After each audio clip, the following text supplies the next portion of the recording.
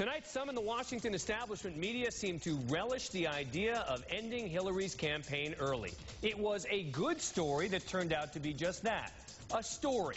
And now the justifications are pouring in. Speaking of stories, candidate Rudy Giuliani claiming in an article today that his work as mayor helped prepare New York City for 9/11. But did Giuliani's lack of preparation actually make the city more vulnerable? That's what one leading firefighter says, and he's here tonight. And the stories they tell, our new segment, On Their Trail. The candidates' biggest misstatements, blunders, and cheap shots. In just the past couple of days, there have been some more doozies.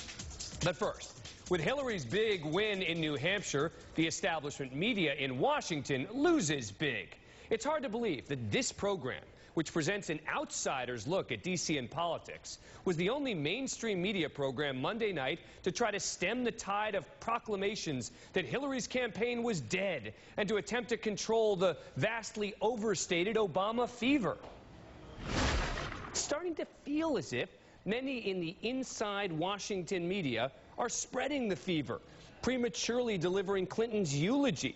Despite impressive rallies in New Hampshire, they're suddenly savoring Obama's every word, celebrating every detail of his rallies, possibly creating a self-fulfilling prophecy.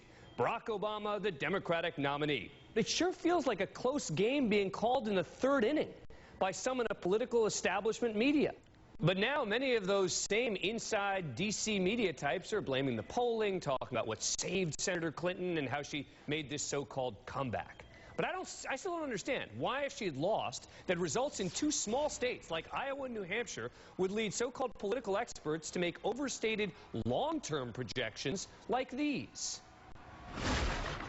And the problem, though, Britt, is it's not the message. It's the messenger. She's the problem. That's what people don't like. They don't like her. They don't trust her. Barack Obama riding a wave in the polls, hoping New Hampshire voters will help him make history tomorrow and possibly even knock Hillary Clinton out of the race.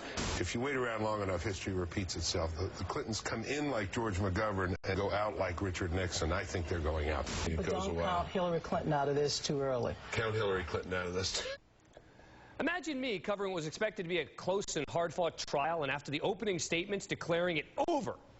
At least in high-profile cases, judges tell jurors, even prospective ones, not to read or watch anything about the case so that the media doesn't have an undue influence on the outcome.